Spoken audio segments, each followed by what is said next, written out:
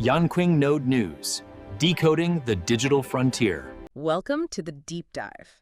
Today we're plunging into something that's, well, much more than just the usual tech headlines. We're talking about the profound, super rapid, and sometimes honestly wildly contradictory impact of artificial intelligence on jobs globally.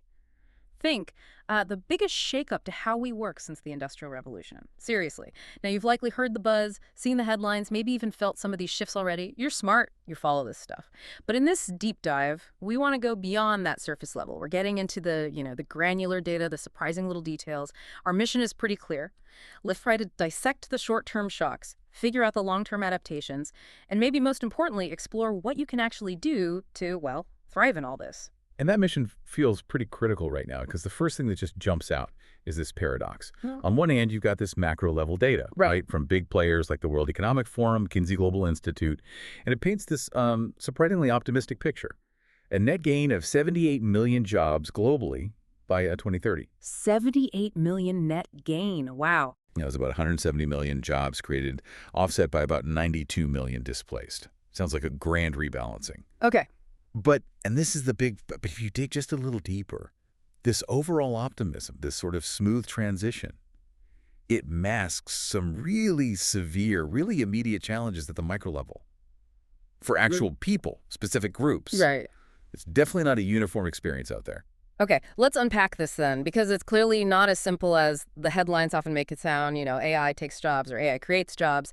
It feels more like a massive earthquake maybe, with these immediate aftershocks, but then also totally new landscapes forming. Yeah. And frankly, that's a bit of a roller coaster if you're living through it right now. So let's get into those immediate effects first, the ones people are feeling now. Because for a lot of folks, this AI tsunami, it's already hit the shore. The numbers, they paint a pretty stark picture. Just look at January to April 2025. Globally, AI-related layoffs hit almost 78,000 people. 78,000. Yeah, that works out to like 491 jobs vanishing every single day. And it's not just minor tweaks. Goldman Sachs is reporting that 0% of employers expect they'll need fewer staff in areas where AI can automate tasks. 40%. That's a huge chunk of the workforce potentially impacted. It's massive, a tangible shift that's already happening. It really is. And like you said, it's not spread evenly. AI is acting almost like a precise surgical tool in some ways. It's hitting certain demographics really hard. Stanford University's research, for example, it shows a 13% relative decline in employment. Just for young workers, we're talking 22 to 25-year-olds in careers exposed to AI. And that's just since 2022. 13%? Yeah. Wow.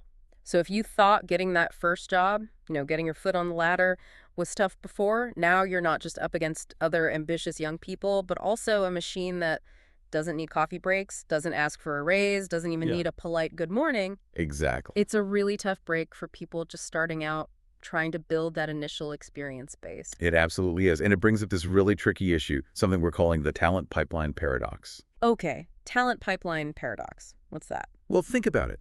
Historically, those entry-level jobs, they were the crucial training ground, right? The apprenticeship phase where young talent gets that foundational experience. The routine data entry, the first line of customer support, basic analysis. That's where you learn the ropes, develop professional communication, understand how organizations actually work. You learn by doing the basics. Exactly. Why? But if AI starts systematically replacing those first steps, those initial stepping stones, well, where do future generations get the hands-on, nuanced experience they need to eventually move into senior roles? The roles that do need human judgment and strategy. Ah, right. So the experience ladder gets pulled up. Kind of. And interestingly, in those same AI-exposed roles, the Stanford research found that older, more experienced workers, their employment was stable or even run up. Really? Yeah, which suggests this fundamental shift in how we value and maybe even acquire experience. That is a critical point. It's not just jobs vanishing, it's the pathway itself getting eroded. And it really highlights which roles are kind of the easy targets for automation right now. We're talking jobs built on routine, process-driven stuff, often based on what researchers call codified knowledge. Right, stuff you can write down in a manual, basically. Exactly. Information that's structured, easy for an algorithm to follow.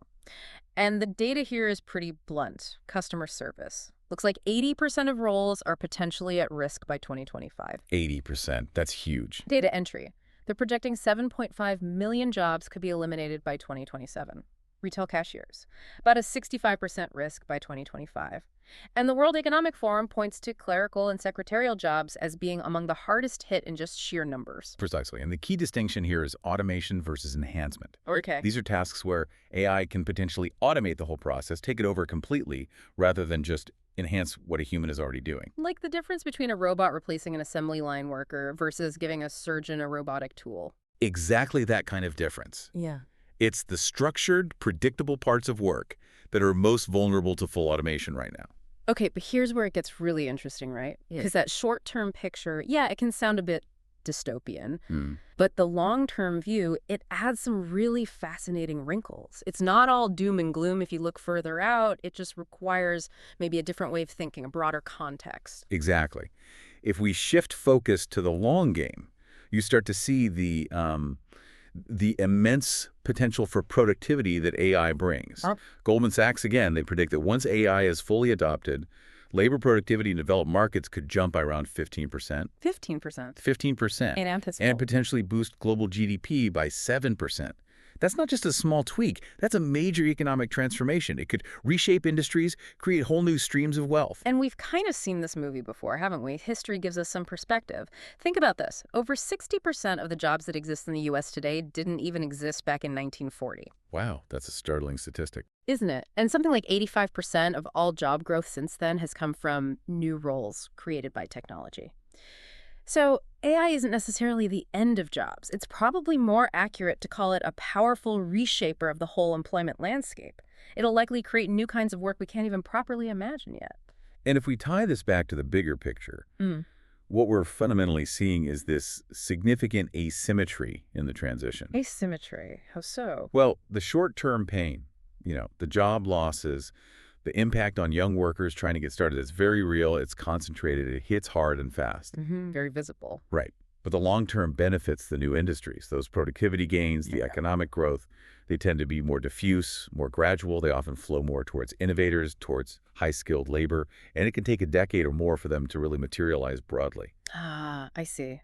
So there's a mismatch in who feels the pain now versus who gets the gain later and when. Exactly. And that temporal and demographic mismatch, that's a critical challenge.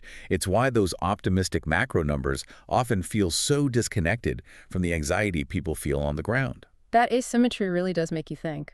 So, okay, instead of just replacing humans wholesale, maybe the more common thing, the more prevalent trend, is this idea of the augmented worker. Yes, precisely. Where AI comes in as more of a collaborator, a powerful assistant that enhances what humans can do rather than just taking over. Stanford's HAI research seems to back this up.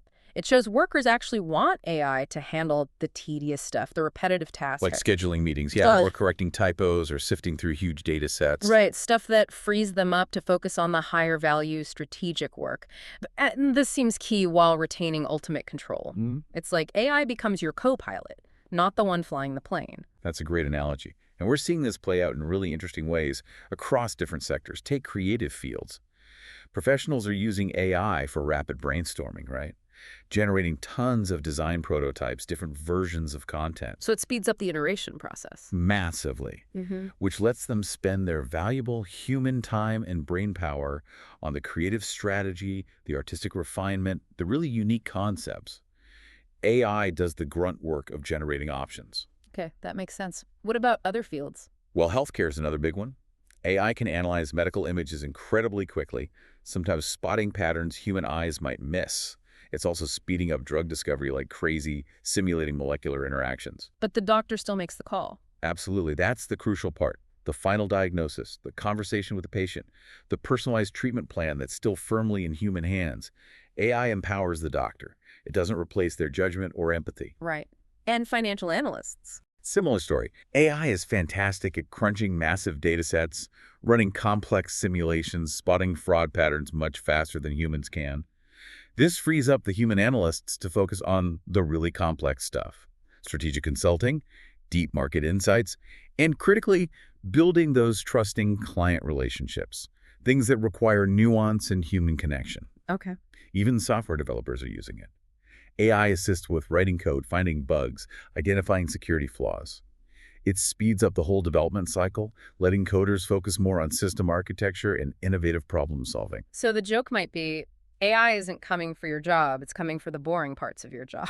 Ex- Leaving you to be the brilliant, strategic, human mastermind. It's like finally getting that tireless, super efficient assistant for all the admin you hated anyway. Pretty much. Someone else can finally do the dishes, Yeah. metaphorically speaking. Okay, so if that's the landscape, what does this all mean for you listening? What kinds of skills, what kinds of roles are actually emerging? And which ones seem more resilient in this new world? Because understanding that seems key to not just surviving, but actually thriving. Right, and this is where we see the exciting emergence of what some people call new-collar roles. These are professions born directly out of the AI revolution itself, and they often require this unique blend of human insight and AI collaboration.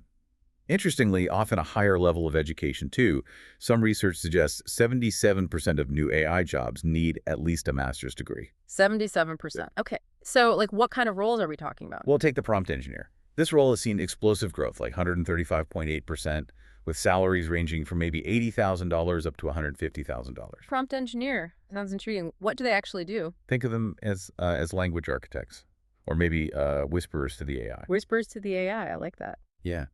They design and fine-tune the instructions, the prompts you give to generative AI models to get the best possible output, the most useful, most accurate, the most relevant stuff. It's a deeply human skill, understanding language, intent, context, but applied directly to interacting with a machine. Fascinating. So beyond the whisperers, who else is in this new collar crew? Well, you've got the core AI and machine learning specialists, obviously. That's seen huge growth, too, about 143%. Salaries, maybe 120K to 180K. These are the folks actually building and maintaining the AI system. The builders. Makes sense. Then there are really critical roles like AI ethics specialist or AI auditor. As AI gets embedded everywhere, making sure these systems are fair, transparent, unbiased, aligned with human values, that's becoming absolutely crucial. Yeah, you can see why. Avoiding bias in hiring algorithms, loan application. Exactly. That requires deep human ethical judgment. Then you have roles like human AI interaction designer. Their job is to make the collaboration between us and our AI tools smooth, intuitive, effective.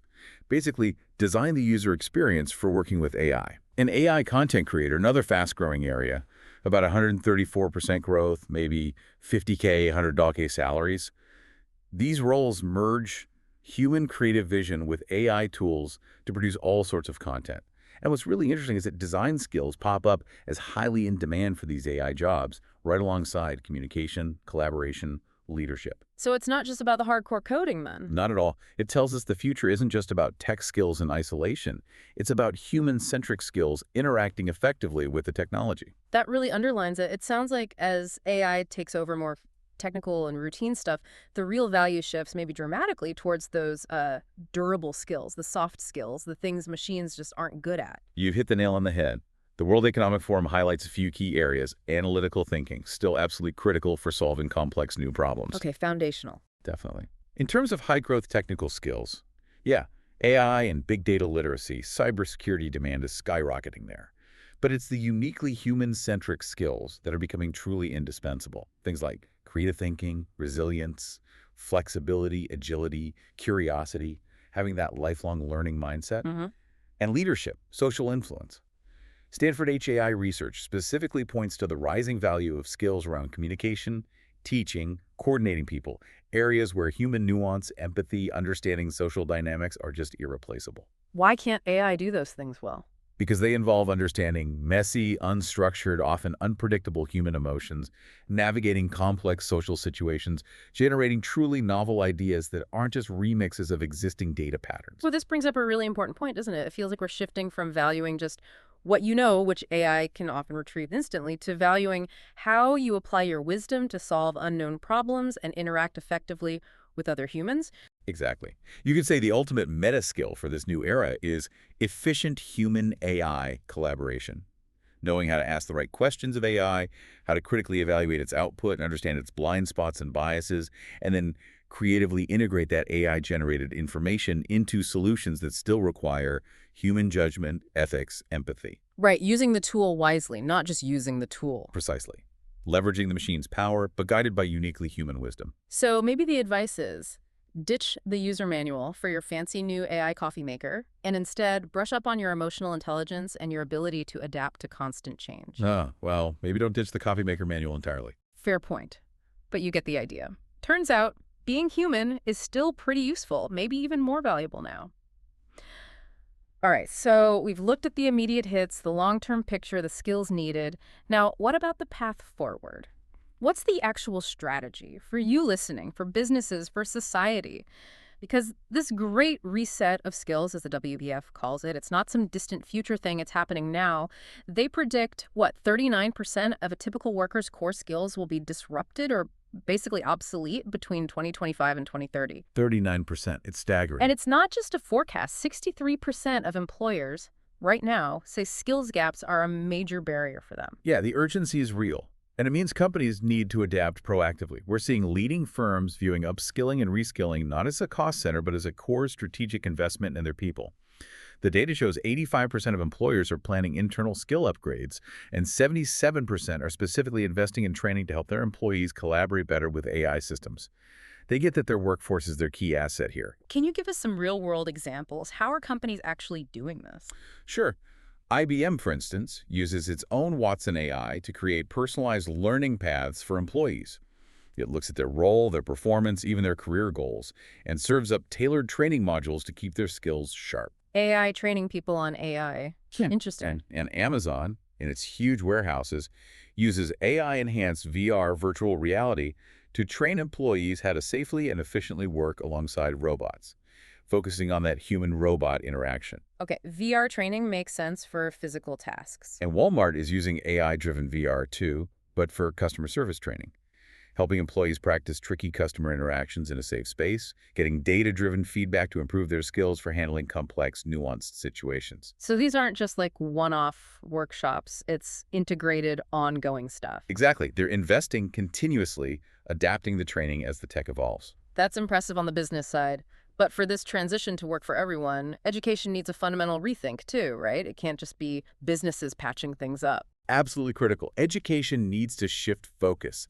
Less emphasis on just transferring knowledge because AI can retrieve facts instantly, and more focus on ability cultivation. Ability cultivation. Yeah. Fostering critical thinking, nurturing creativity, improving collaboration skills, building adaptability.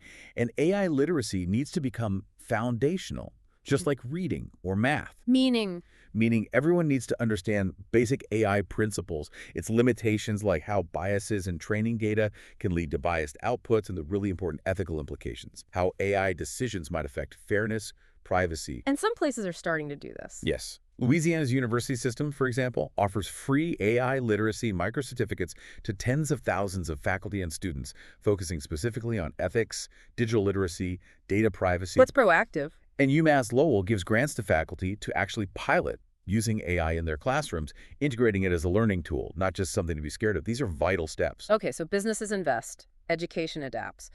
What's government's role in all this? They must have one. A massive one. Government acts as the crucial stabilizer and navigator. We desperately need smart policies for a smoother, more equitable transition. That means things like strong social safety nets, maybe enhanced unemployment benefits, definitely subsidies for retraining, accessible lifelong learning platforms for the millions who will need to switch careers. And tackling the inequality issue, the digital divide, that seems huge too, since AI benefits seem unevenly spread. Precisely. High-income countries, high-skilled workers often benefit first and most. Developing nations might lack the infrastructure or educational resources, so policies must prioritize inclusive digital infrastructure, equitable access to quality education, making sure AI's benefits are shared widely. We can't let that asymmetry just keep widening the gap. Right. And of course, responsible AI governance. We need clear legislation, sensible regulation around things like algorithmic bias, data privacy, transparency, and AI decision-making, guiding AI towards helping society, not creating new problems. You know, listening to all this business, education, government, it feels like no single one can fix it alone. Absolutely not. What's fascinating and maybe essential is the need for a kind of triple alliance. The triple alliance. Yeah, really tight collaboration, coordinated efforts between industry, government, and education. Each holds a vital piece of the puzzle. Can you give an example of how that might look? Imagine, say, a state government partnering with its universities to create specific AI upskilling programs tailored to local industry needs. Then local companies commit to hiring graduates from those programs and, crucially, feedback information to keep the curriculum relevant. That's the kind of synergy required. That makes sense. A closed loop. Exactly. And alongside this alliance, we're also seeing completely new ways of working emerge, changing the very nature of employment. Right, like permanent remote or hybrid work. That's not niche anymore, is it? 32% of professionals working remotely now, expected maybe 40% by 2030. And the AI-driven gig economy, already a huge market, $455 billion AI is transforming that too. It's matching workers to gigs more efficiently, predicting demand, even automating parts of gig workflows. This creates new gig roles in data analysis, AI-assisted customer support, content creation. And digital nomads, right, people working from anywhere. Expected to exceed 1 billion people by 2035. Leveraging AI tools to make that possible. It all points towards this big shift, maybe less focus on rigid jobs and more focus on skills. Hiring becomes more about the skills you have right now because roles themselves are changing so fast. Okay, wow. We have covered a lot of ground today. From those immediate shocks, the layoffs, the pipeline paradox, all the way to the long-term potential, the new roles, the skills needed. It seems undeniably clear AI's impact is profound. It's bringing huge disruption, yes, but also these immense opportunities for new kinds of high-value work. And the big takeaway really feels like it isn't human versus machine anymore. It's about human with machine. That's absolutely the core of it. And that's where your power, listening to this, really lies. Your adaptability, your curiosity, your commitment to honing those uniquely human skills. Creativity, empathy, critical thinking, ethical judgment, genuine connection. Those are going to be your most valuable assets. The future isn't about outcompeting AI at its own game. It's about leveraging its power to amplify what makes us uniquely human, becoming architects, not just users, of this new world. It's a powerful thought. The future of AI isn't some predetermined path set by the technology itself. It's being shaped by the choices we all make right now. Will we actively build an inclusive, creative, fair future alongside AI, make sure the benefits are shared, or will we let that asymmetry we talked about just widen the divides? That power, the power to shape this new era, it really does rest with us, in our choices, big and small. Thank you for joining us on the deep dive for this exploration into AI, jobs, and how we navigate the future.